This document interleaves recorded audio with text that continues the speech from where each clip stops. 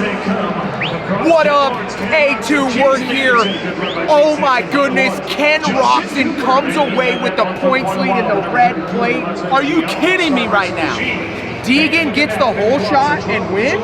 Bro, there are so many storylines that are developing in this 2025 Supercross season, and it just adds to the, now we're 3 rounds in and 3 different winners in the premier class? How much more can you ask for? I mean, you can't ask for more than that. We talked to Deegan before the race, and he said he worked on this week very hard, trying to figure out the starts, trying to figure out the bike set.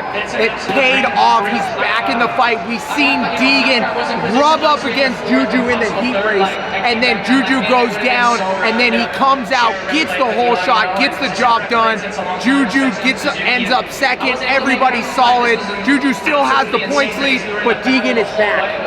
What about Jordan Smith crashing on the last lap and dropping all the way almost out of the top 5 and loses those pressure championship points that Triumph is looking for? Yeah, we talked about it a little bit. I personally think I would have done the same thing that Jordan Smith did. You know, he was going for the points. He was right on Juju, and I think he sees Juju fading just that little bit where he's seen an opportunity. He wanted to capitalize. He knew it didn't matter because Deegan was out front. He wanted the extra points. He's seen the red plate.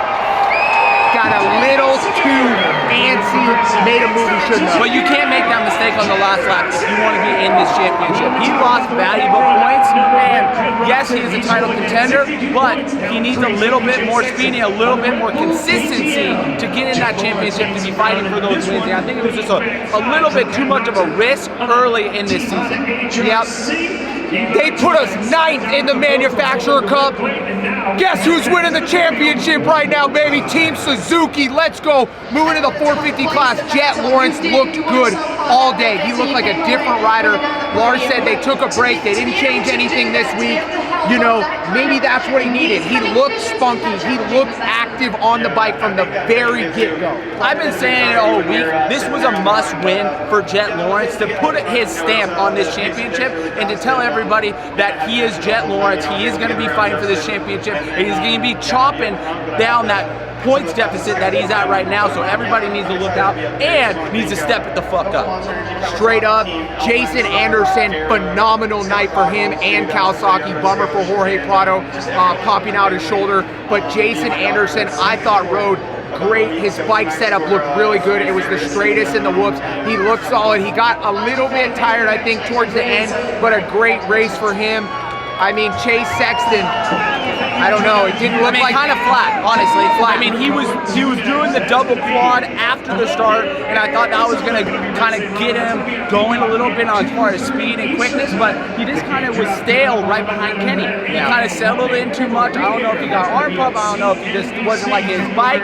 But I think that was the perfect word, was flat. I think one of the major storylines I think we're overlooking is the Star Racing Yamaha could not get through the fucking whoops all the way through the main event. I mean, yes, Tomac had a bad start, but even throughout the main event, Justin Cooper and Eli Tomac, and I wasn't really focusing on Webb, but Eli Tomac and Justin Cooper were jumping through the whoops almost the entire main event, was not looking very comfortable.